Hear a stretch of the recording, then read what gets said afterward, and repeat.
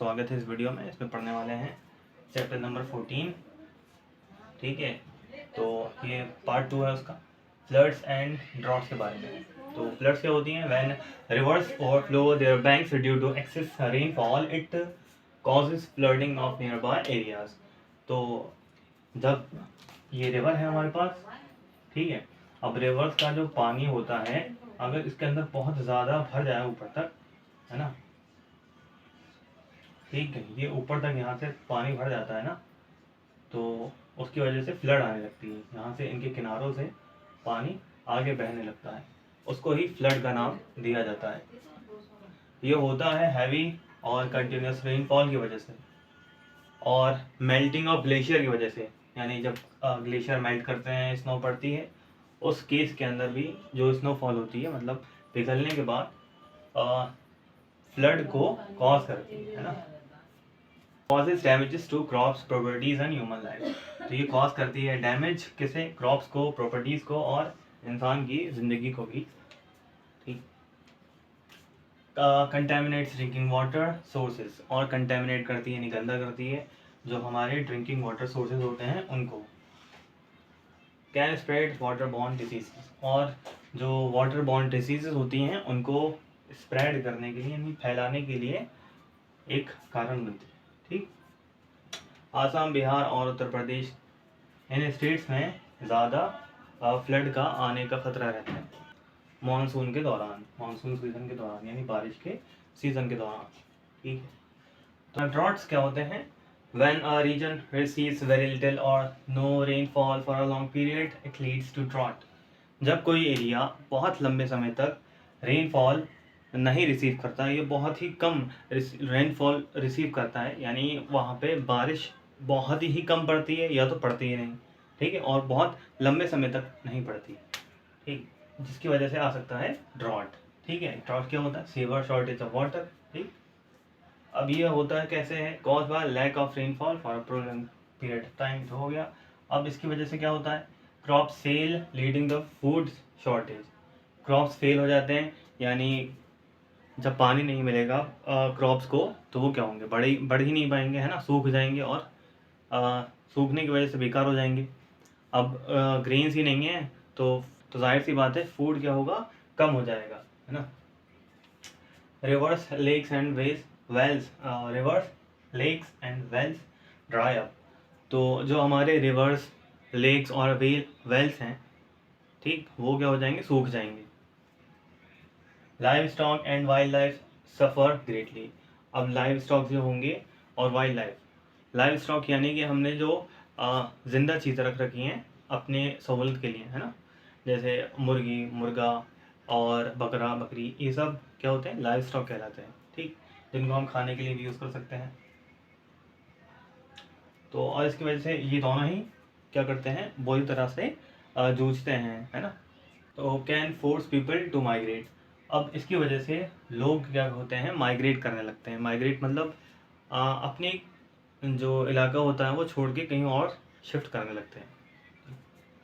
राजस्थान, महाराष्ट्र और Karnataka have experience severe drought in recent decades.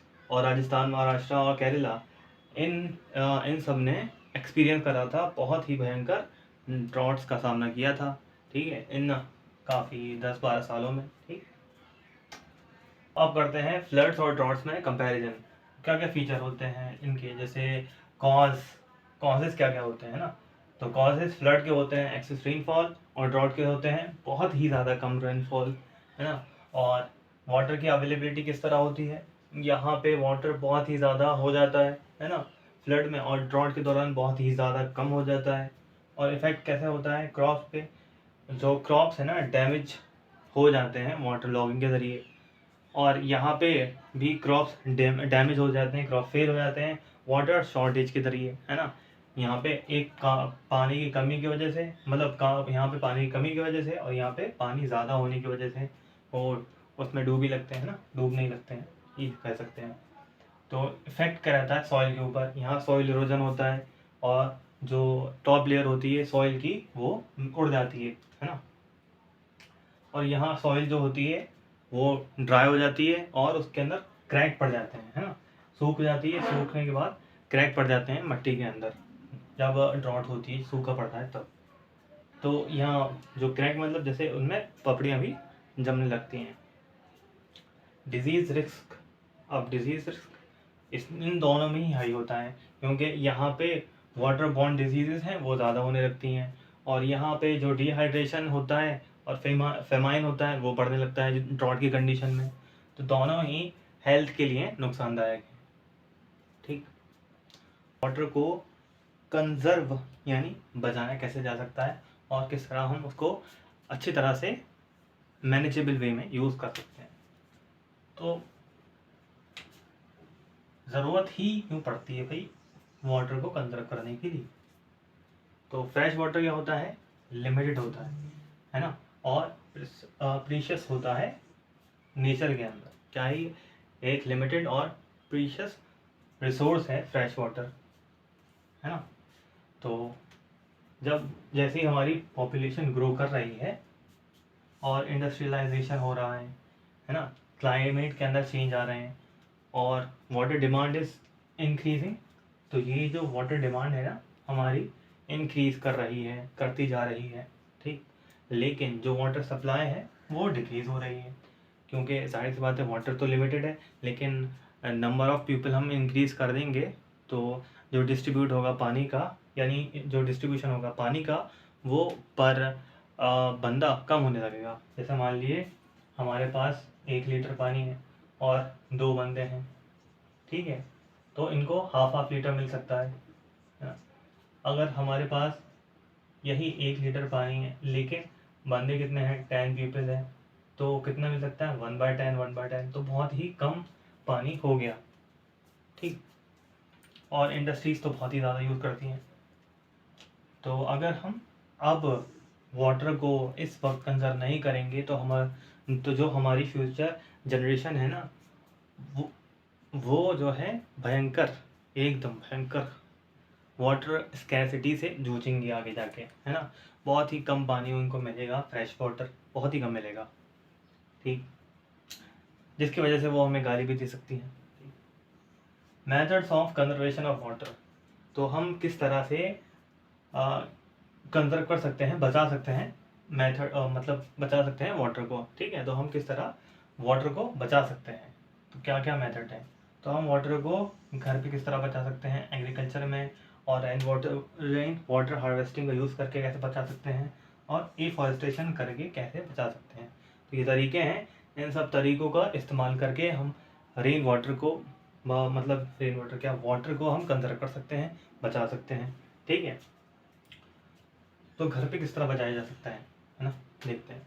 तो अगर कोई टैप खुला है तो उसको हमने बंद कर देना है जब वो यूज़ में ना हो। अगर कोई टैप लीक हो रहा है तो हमें उसको फिक्स करवा देना है ना। और पाइप अगर लीक कर रहे हैं तो उसको जल्द से जल्द हम इमीडिएटली ही फिक्स करते हैं या करवा लें। और हमें इस्तेमाल करना है बकेट का शावर पे छोड़ के, ये नहीं कि शावर ले लिया, पता नहीं कितना पानी वेस्ट हो रहा है उसमें, है ना। बकेट में हमें कम से कम पता तो रहेगा कि 1 बकेट या 2 बकेट, है ना। तो वाटर को रीयूज़ कर सकते हैं।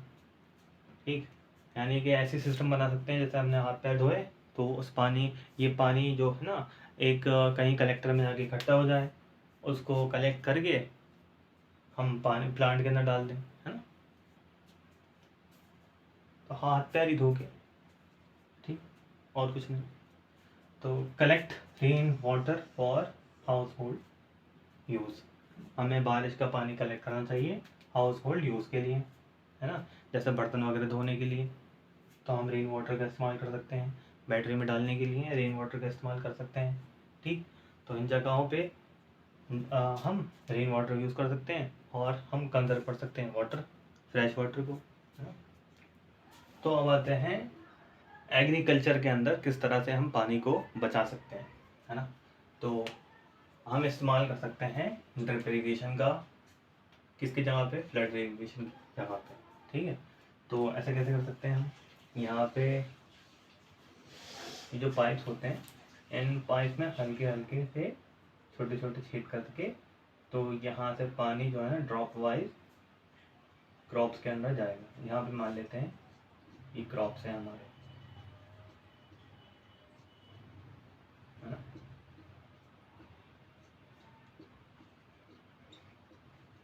ठीक, तो यहाँ से ड्रॉप कर करके ड्रॉप से ड्रॉप वाइज यहाँ से जाएगा पानी, तो उसको ही बोलते हैं ड्रिप इरिगेशन। तो इसका हम इस्तेमाल कर सकते हैं और पानी को सेव कर सकते हैं इरिगेशन।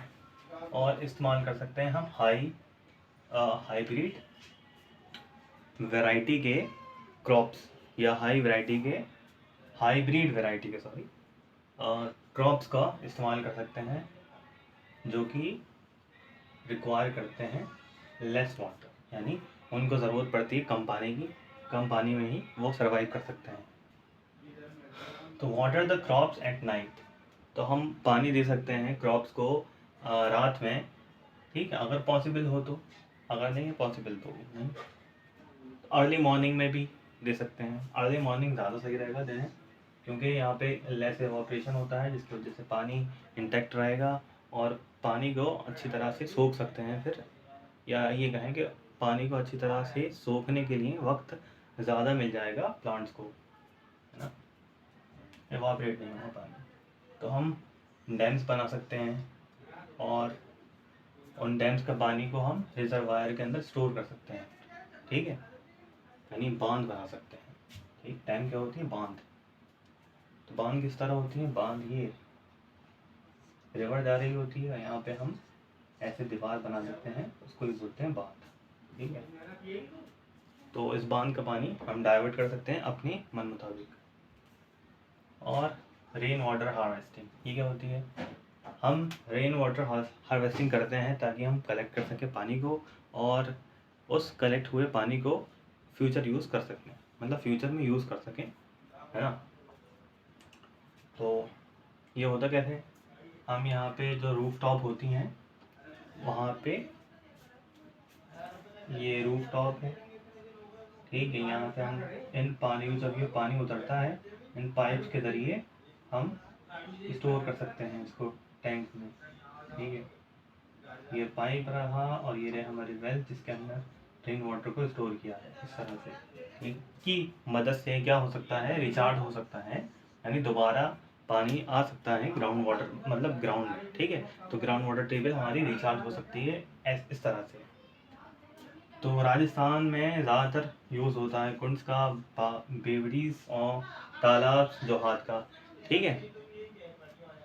तो कुंड क्या होते हैं, ये देखिए इस तरह से यहाँ पे हम गड्ढा खोद के बना देते हैं, जब बारिश का पानी आता है तो यहाँ स्लाइड होके नीचे चला जाता है और यहाँ नीचे भर जाता है, ठीक है। भरने के बाद हम इसको इस ओपनिंग से यूज़ कर सकते हैं, यहाँ से चढ़ा और यहाँ से निकाल लिया, है ना। और ये ऊपर से बंद होता है ये ऐसे, ताकि इवापोरेशन से पानी उड़े ना ज़्यादा। और बेवड़ीज में क्या होता है, यहाँ से ये पानी, ये यहाँ पानी, बारिश का पानी आता है और डायरेक्ट यहाँ पे इकट्ठा होता रहता है। और ये थोड़ी वॉल्स होती हैं बड़ी बड़ी, ठीक है।